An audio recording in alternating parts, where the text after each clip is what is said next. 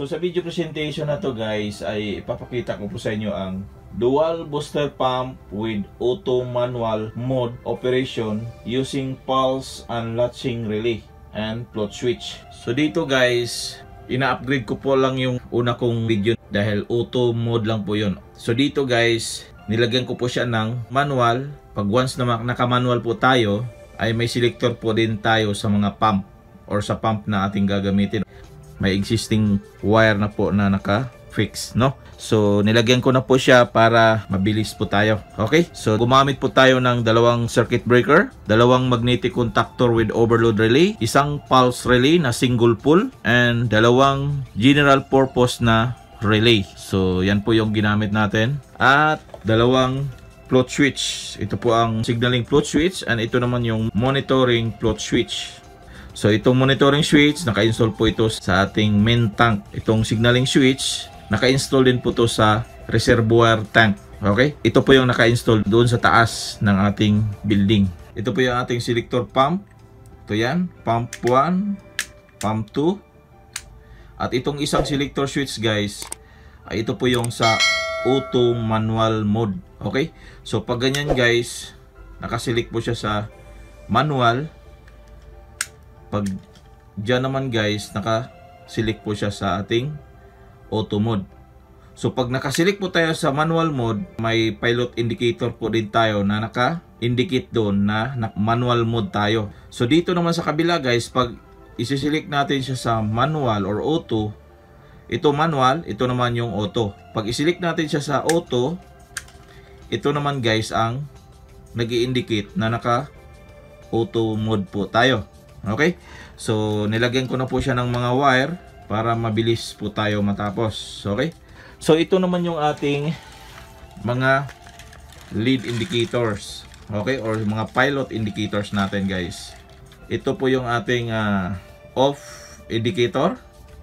Ito naman yung ating trip 1 indicator. At ito naman yung run 1 indicator, run 2 indicator, and trip 2 indicator. So, kompleto po itong ating gagawin ngayon. So, I hope na masundan nyo po yung ating gagawin. Okay? Lahat ng ating power supply guys na ating gagamitin dito sa ating accessories ay kukuha po tayo dito sa ating miniature circuit breaker. Ito po yon. So, dito natin kukunin lahat ng power supply natin dito sa ating accessories.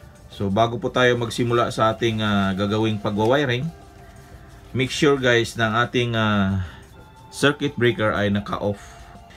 Para masundan nyo guys ang ating pagwawiring, sundan nyo lang po yung ating schematic diagram guys na naka-display sa ating screen.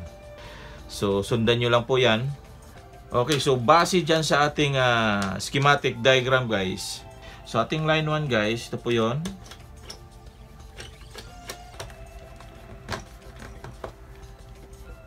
Pumasok siya dito sa ating monitoring switch. Kung mapapansin nyo dyan guys. Okay? So pumasok siya dyan sa normally closed na ating float switch. So lagyan natin. So lumabas siya dito. Galing sa ating monitoring switch. At ang labas niya guys, papasok naman siya dito sa ating signaling switch. Okay? So, sundan nyo lang po yung ating diagram. Okay. So, ito naman yung ating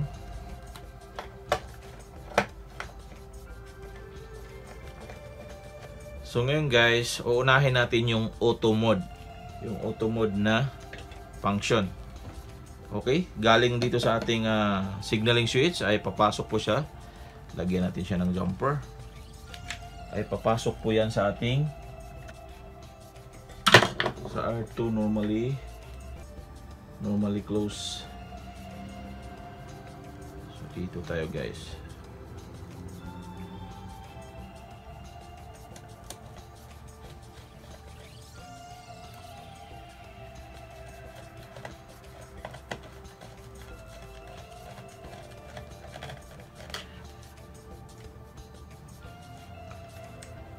normally close. Papunta sa latching relay. A1 ng latching relay.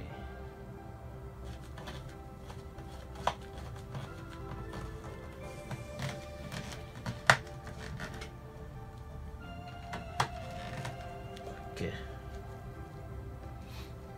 Okay, so nalagay tayo.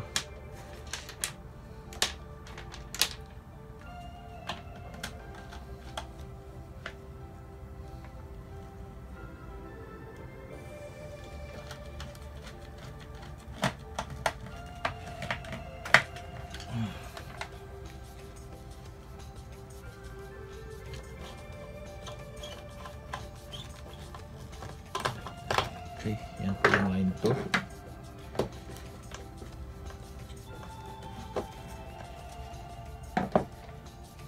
Okay. So yung labas ng ating magnetic contactor, guys. Ito po yun. Papunta sa A1. Yan. Ito po yung latching relay natin.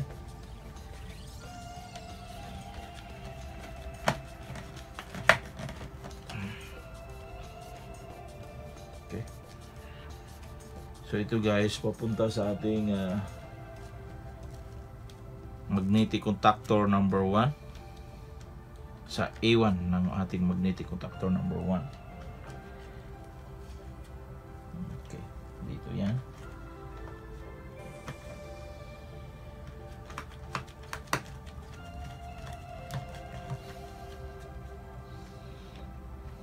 Okay.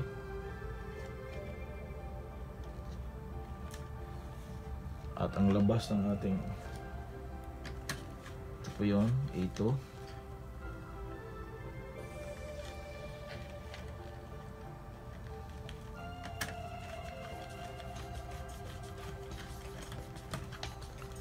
Papunta sa ating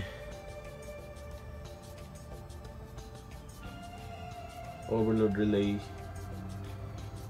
sa 96 normally close dito. 96 line 2, sorry.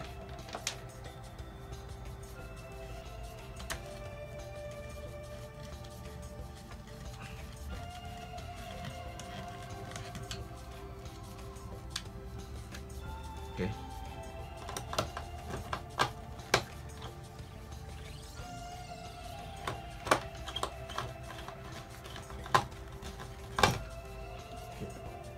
Ito ang ating sa relay number 1.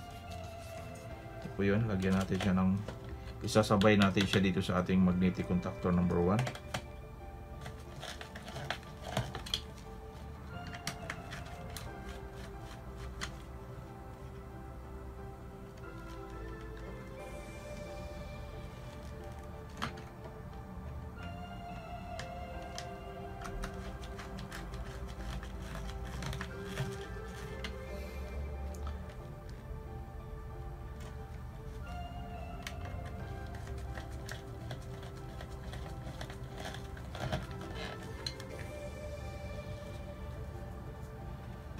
Okay, so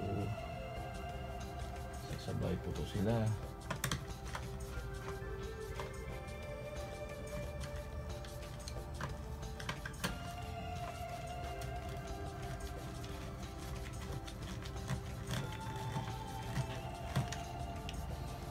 Okay, so ngayon 96 dito po yan.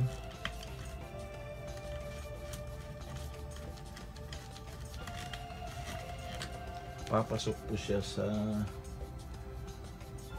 A1 ng magnetic contactor number 2. Okay.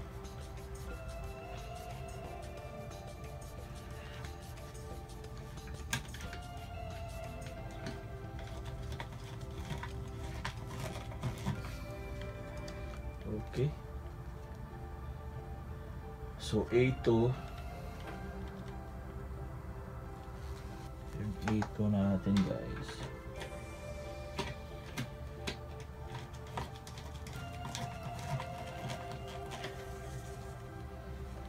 yung ito natin guys, papunta siya sa okay, 96 pala.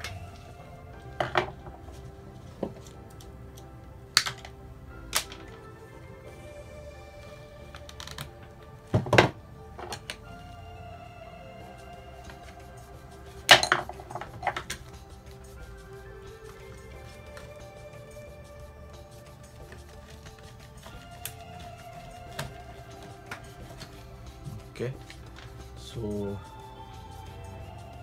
95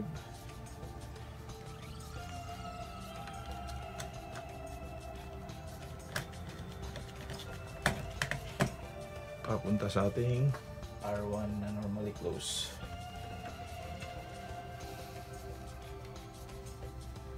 Okay.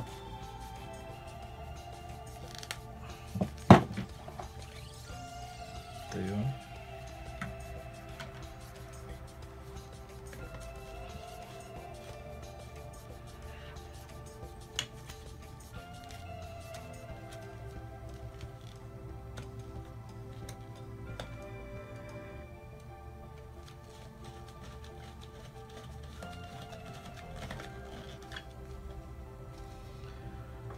R1 normally close. Normally close. Ayan. Papunta sa ating float switch. Okay. Ito yun. So dito natin siya ilalagay.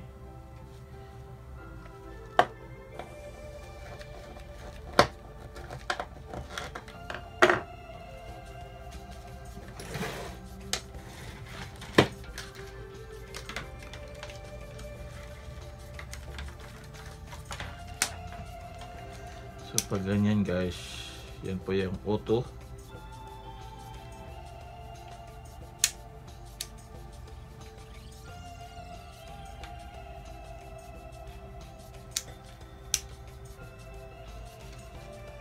So auto yan.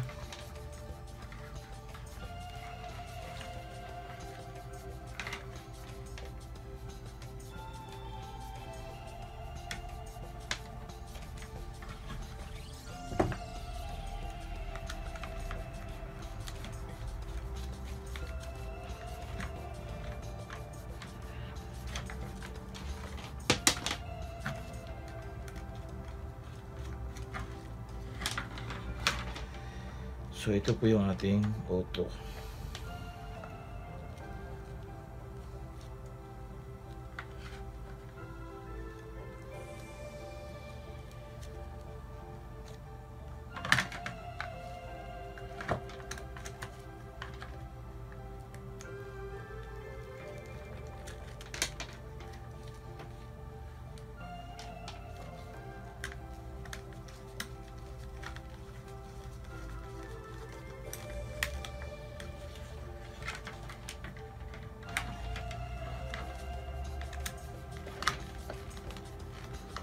Okay.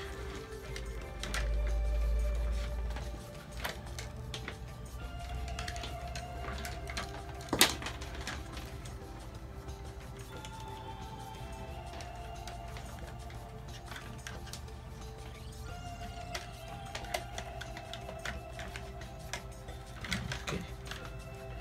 So ngayon, so naka-auto na po tayo.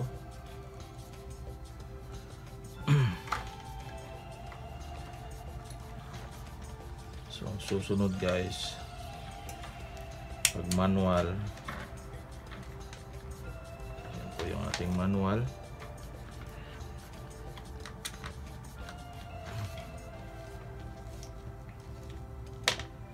So yung ating manual guys, okay, ito po yung selection ng manual.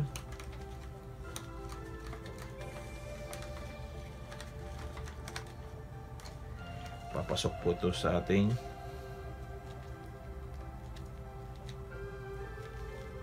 R2 na power supply, no? Yan.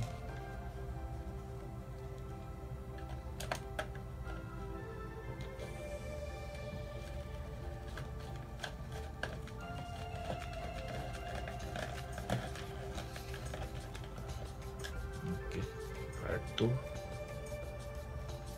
Tapos ito naman yun.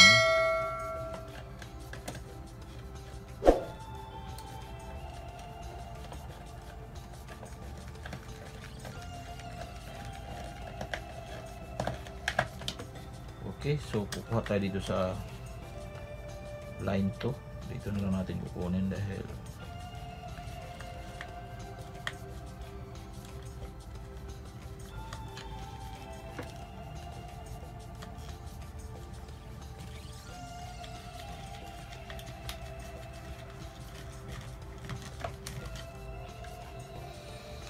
okay.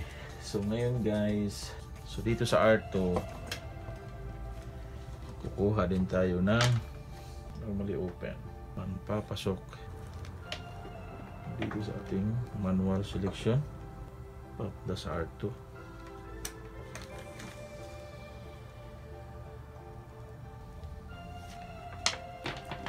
Okay, gamitin natin ito.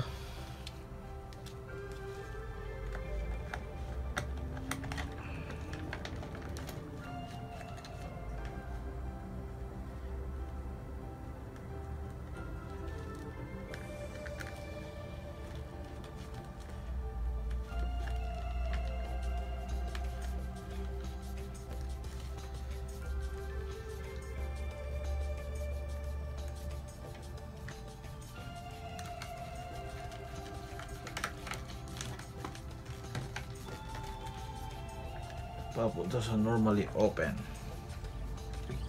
Sa ating R2 normally open, kabit pa tayo.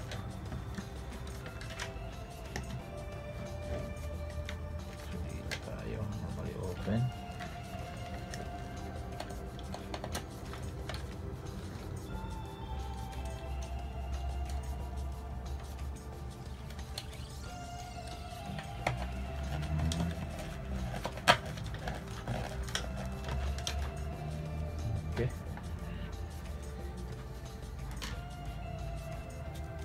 Okay, ito na po yung normally open tayo.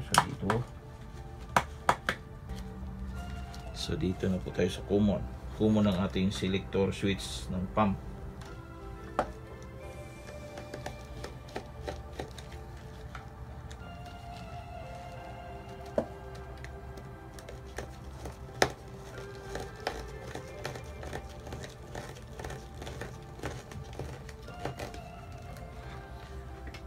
Okay, so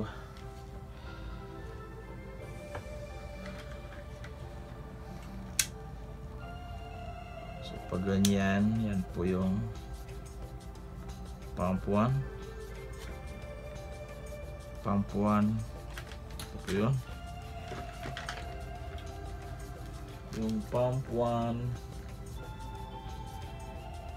orange nakakabit sa A1.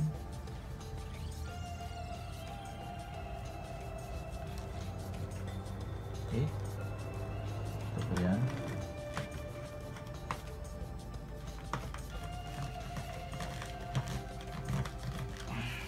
At ang pump 2 nakakabit sa ito.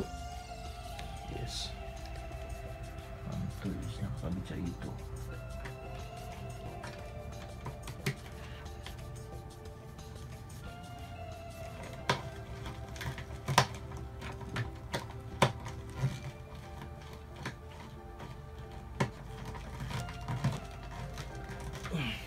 Okay.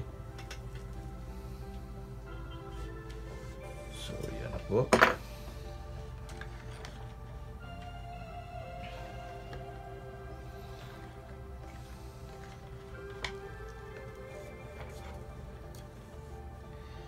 So, itong ating auto,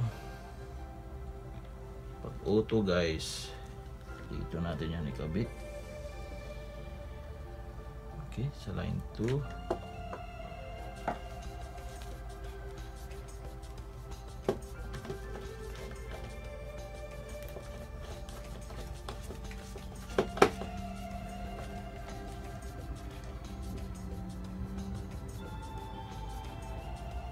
Yung ito po yun sa ating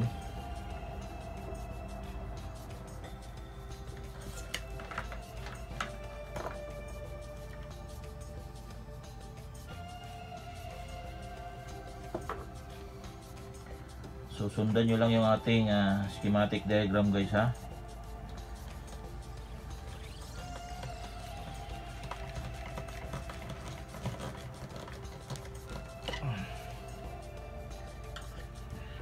Okay, so ito naman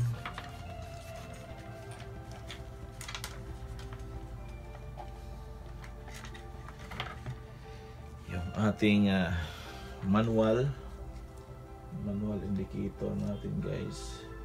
R2 normally open.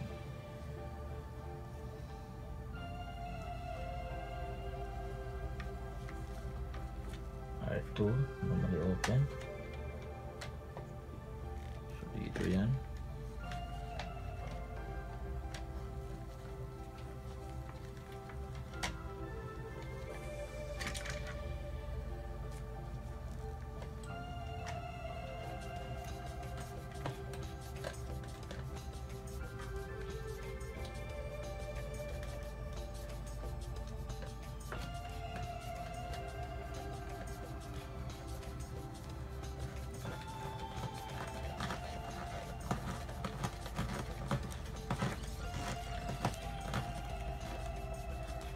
Okay, so dito yan sa line 1 natin ito ilagay.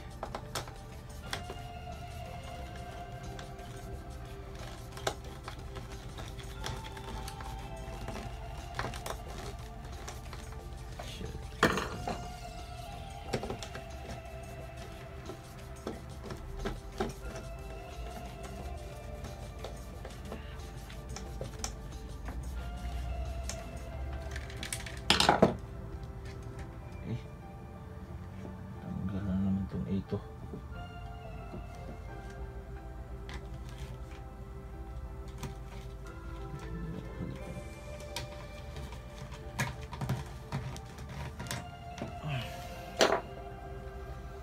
Okay, so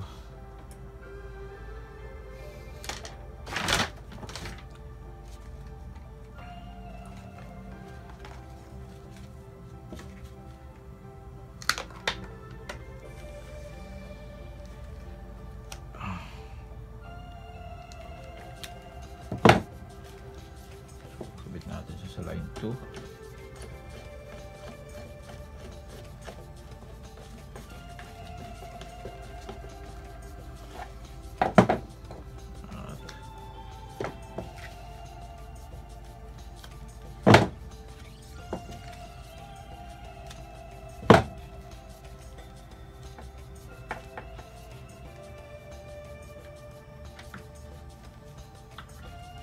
Dito tayo sa ating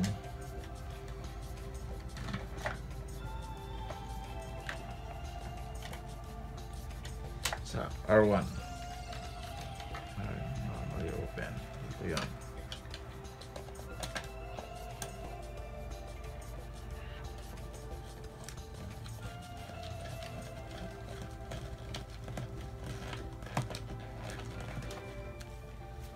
Okay, so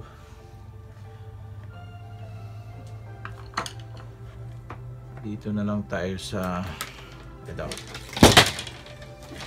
itong mga lead indicator, pilot indicators natin guys.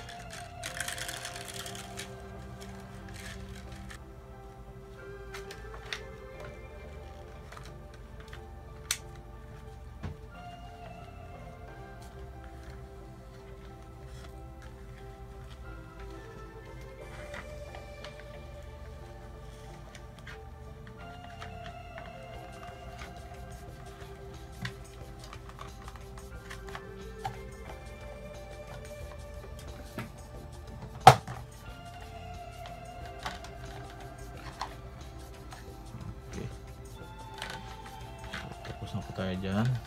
Dito na lang tayo sa mga indicators natin. So off indicator. Ito yung off indicator natin. Yung isa dito guys, papasok to sa ating line 1.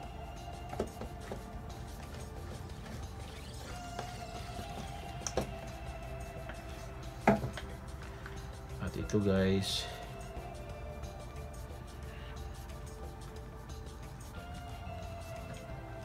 pumasok po to sa ating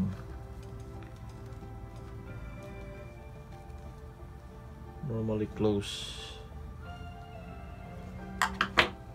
Okay, pag normally close, dito po yan sa ating ito magnetic contactor 2.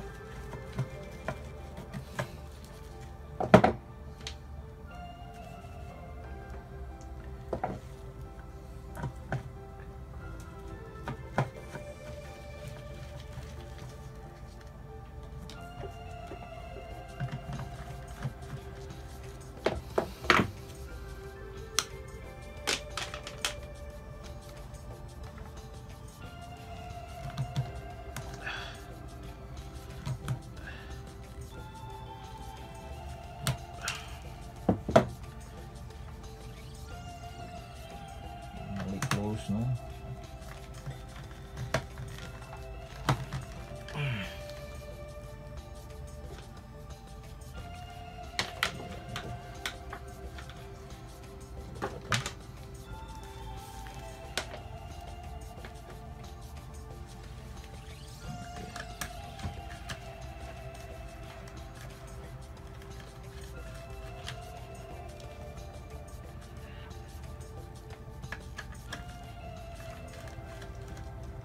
So sundan nyo lang yung ating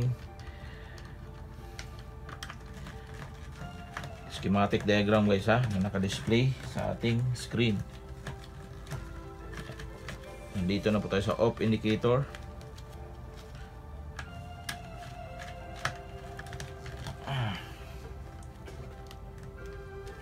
Ito yung sa line 1.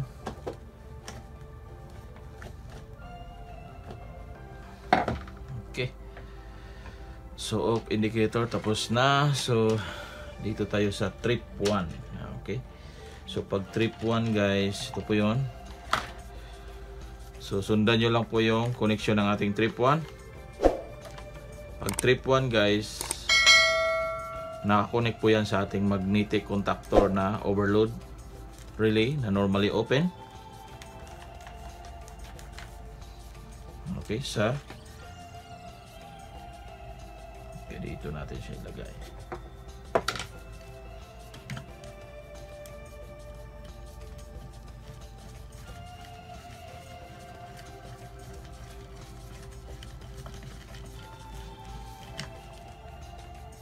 Okay, ito po yung line 1.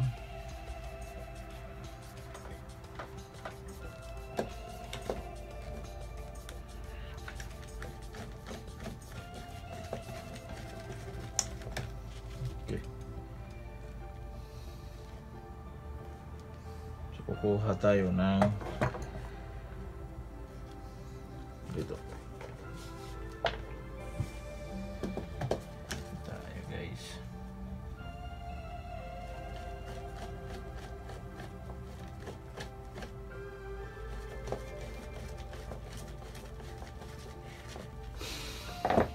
Okay, so sa run 1. Okay, pag run 1 guys, kabit natin siya sa ating dito sa ating run 1 sa ating holding contact, no? Sa A1 at saka ito. Okay. So itong ating run 2, so nakakabit po to siya sa ating holding contact ng A1 ito dito sa ating contactor number 2. Kabit natin.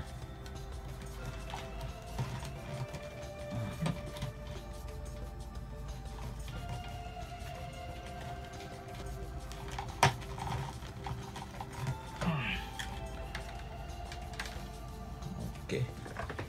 So ngayon, trip 2 na lang ang wala. Okay. So ito yung trip 2 natin. Kita natin para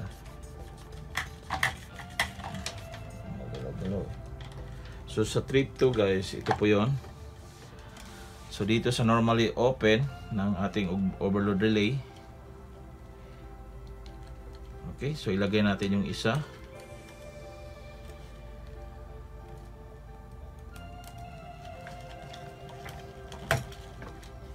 Yung isa nito guys, pupunta sa line 1.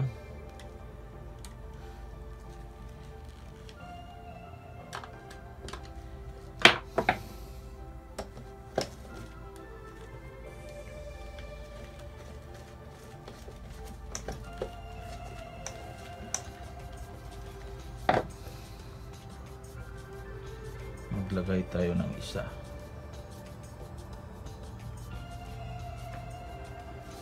Para sa ating okay. Ito, meron na. Jumper na lang tayo.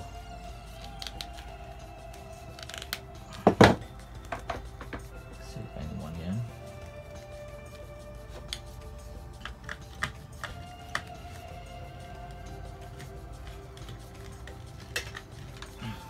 Okay. Kapit lang natin siya dito sa line 1.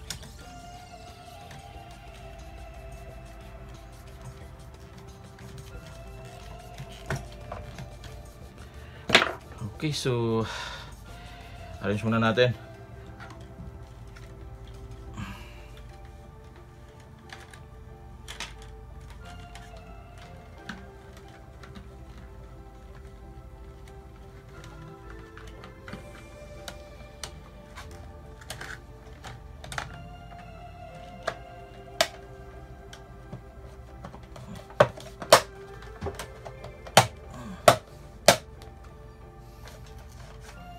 I hope hindi nagtanggalan yung mga connection doon.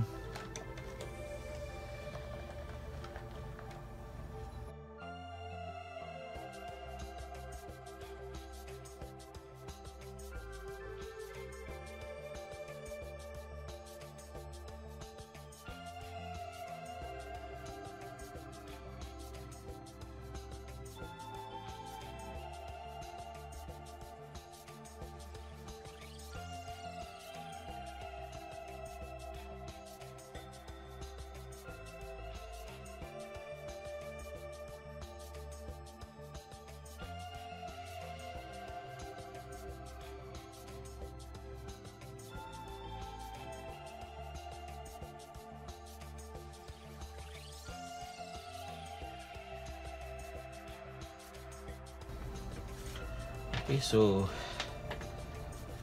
lagyan na natin siya ng power circuit para sa ating motor.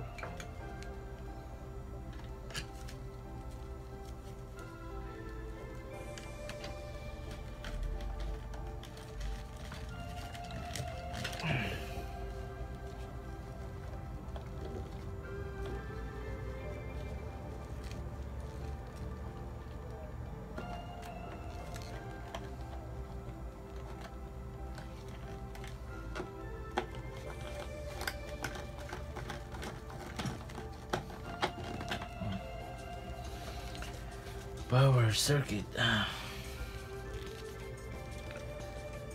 Okay.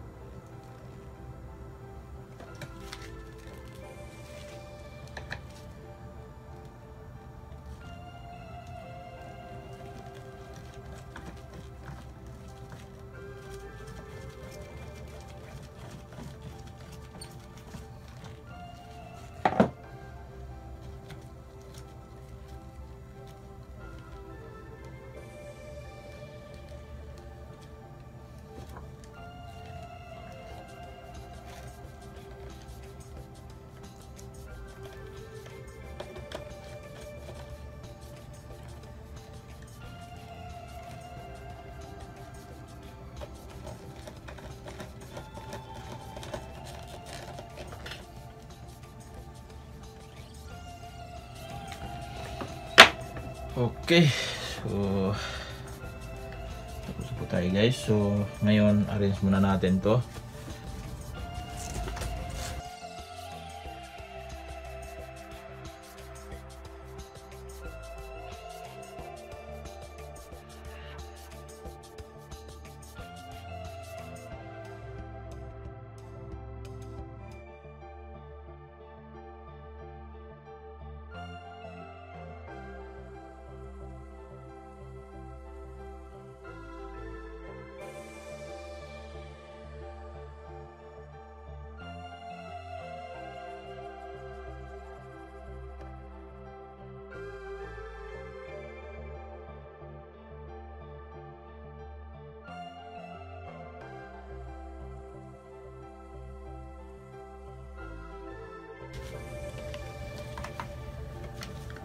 So connect na natin yung ating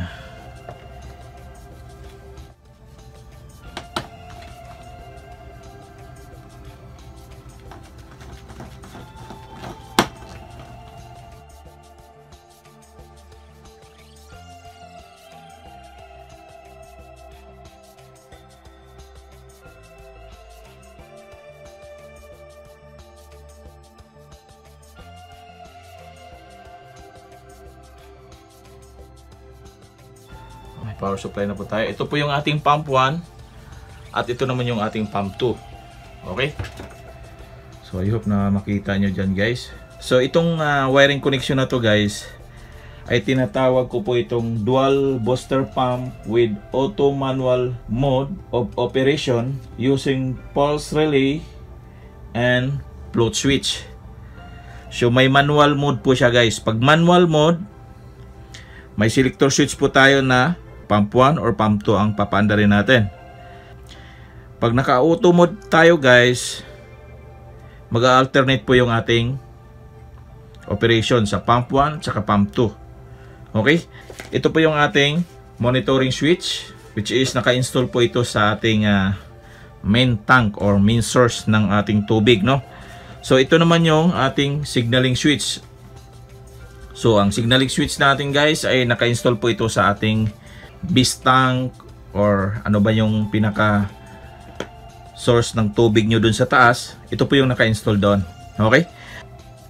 Again, ito po yung ating trip 1, run 1, off indicator, run 2, trip 2, at ito naman po yung ating selection sa auto. Pag auto guys, ito po yung umiilaw. At kung naka manual mode po tayo guys, ito po yung umiilaw. Okay? So ito naman yung pump selector. Pump 1, pump 2. Yan po yung selection niya po guys. Ito, selection niya manual and auto. Okay, so testing na natin guys. So on na natin yung ating breaker. Yan.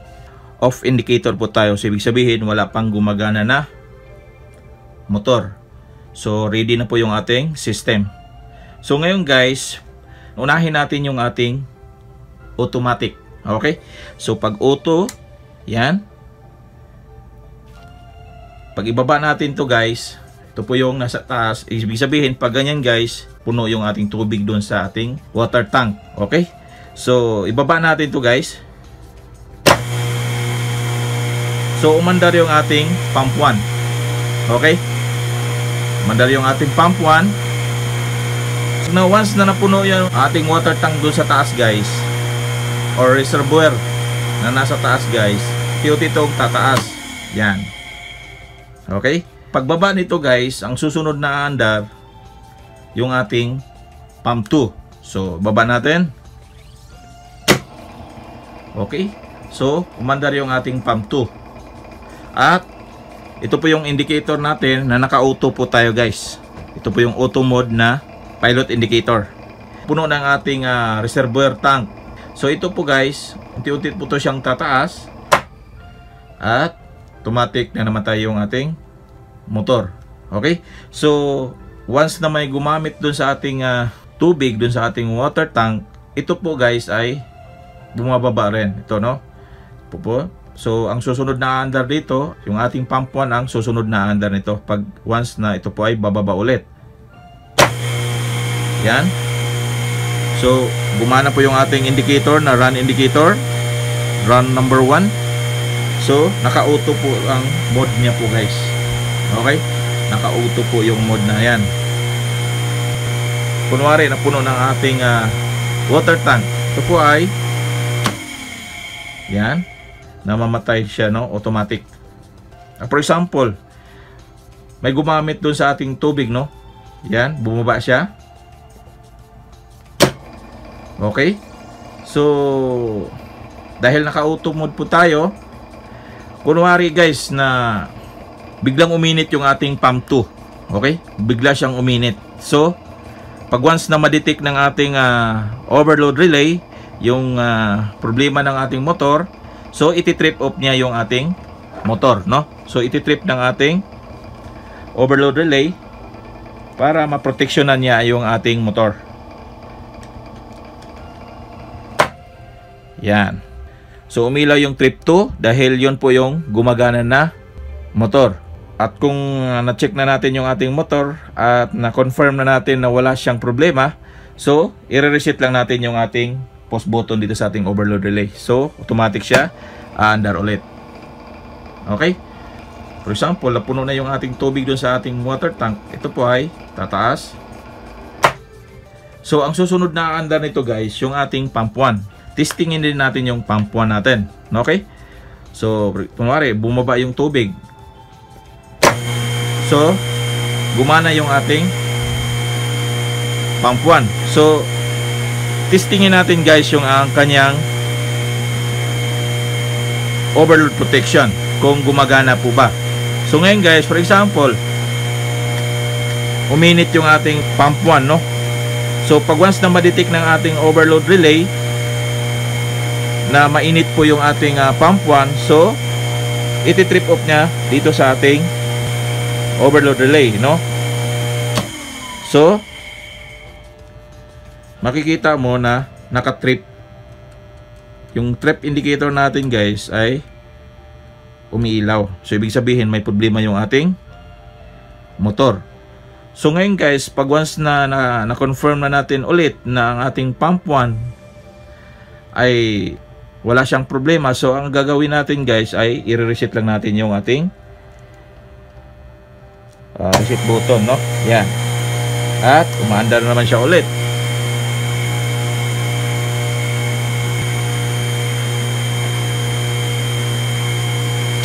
Nasira, for example, so ang gagawin natin guys, itong latching relay natin or pulse relay natin guys, may selector po yan na dito nakalagay, kung makikita nyo dyan guys. Ito po yung auto and off. Okay, pag once na ating i-select po yan sa off, so ibig sabihin hindi na po siya nag-auto. For example, nasira yung ating pump 1, so i-select lang natin siya dito sa baba, pump 2. Yan. So automatic ang aandar dyan guys yung ating pump 2. Yan. Automatic pump 2 lang lagi ang gumagana dyan guys. Okay? Yan. For example, na-repair na natin yung ating pump 2 at naibalik na natin, na-install na natin yung motor, no? So, ang gagawin natin guys, para mag-alternate ang dalawang motor na yan, so ibalik natin siya sa auto mode or dito sa ating auto selection para gumagana siya, alternate, yung alternate operation. Okay? So, baba natin. So, automatic, aandar yung ating pump 1. Okay? Pagbaba nito guys, dahil ka-auto po tayo, dapat ang aandar mo yung pump 2 natin. So, bakba natin.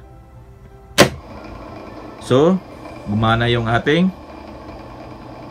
pump 2. Okay?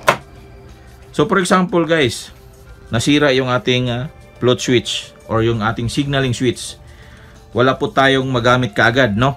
So, hindi natin mapalitan kaagad, hindi natin magamit yung alternate operation niya dahil sira yung ating float switch or yung ating signaling switch doon sa taas. Ngayon guys, isilik natin siya sa manual mode. So naka-manual mode tayo guys. Ito po yung manual mode na pilot indicator. Ngayon, depende po sa inyo kung alin po yung papaganahin nyo. It's either pump 1 or pump 2. Okay? So una nating paganahin guys, dahil naka-manual mode po tayo. Ito po yung manual mode na pilot indicator. At ito po yung pump selector. So, for example, paandarin natin yung pump 1. So, pag paling natin dito sa ating pump 1, aandar yung pump 1. Okay?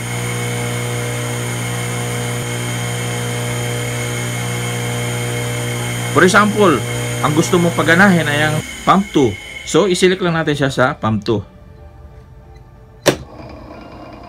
Okay? So, gumana po yung ating pump 2. Auto mode po tayo. For example, naka-auto mode tayo. Yan. Naka-auto mode tayo. Yan. Okay. Diba? Naka-auto mode po tayo ganyan guys. Yan. Pump 1. Pump 2.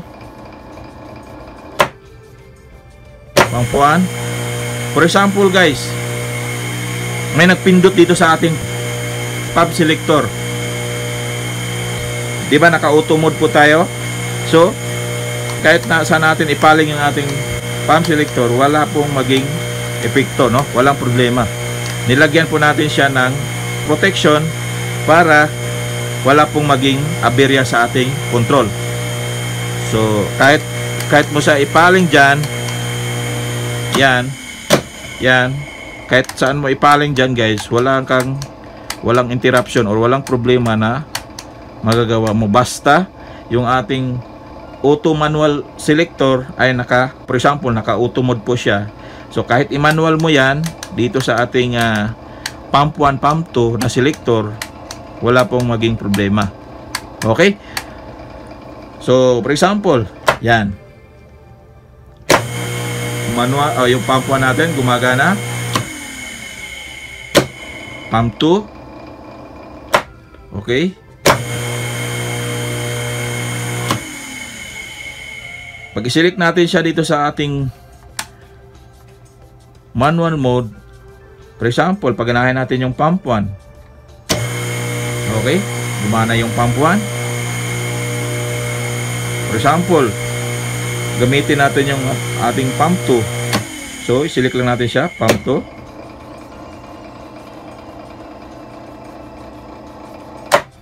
For example guys, yan, naka-pump 1 po tayo, naka-auto mode tayo guys. So ito, dahil ito po yung ating monitoring float switch, ito po yung nagmo-monitor sa tubig natin dun sa ating main tank. So for example guys, naubusan ng tubig yung ating main tank o main source ng ating tubig, no? So naubusan siya.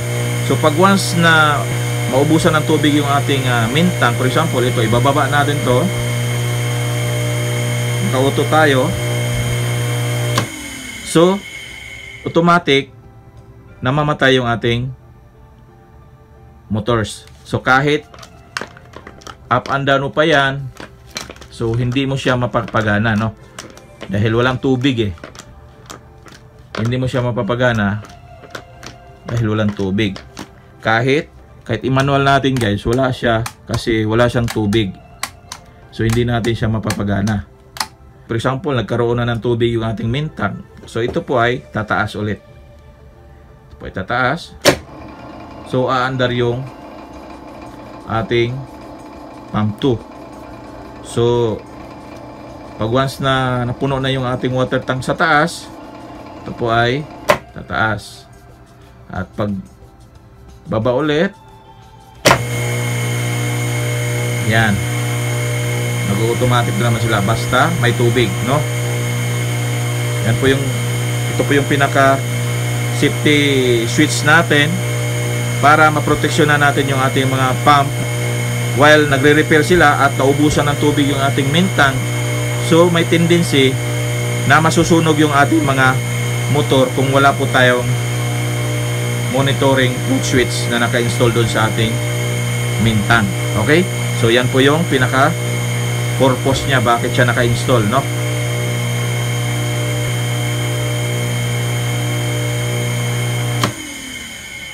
Okay, so I hope may natutunan po kayo sa ating video tutorial ngayon. Paki-like, paki-comments kung may mga katanungan po kayo sa ating tutorial ngayon. Paki-like sa ating video at paki-share na rin po sa ating mga kaibigan. At kung bago pa po kayo sa ating YouTube channel, paki-consider na rin po ang pag-subscribe at paki-hit na rin ho sa notification bell dyan para updated po kayo sa ating mga gagawin pang mga videos. So ito po ang inyong kaibigan, Rakabayan Tech. Hanggang sa muli, paalam!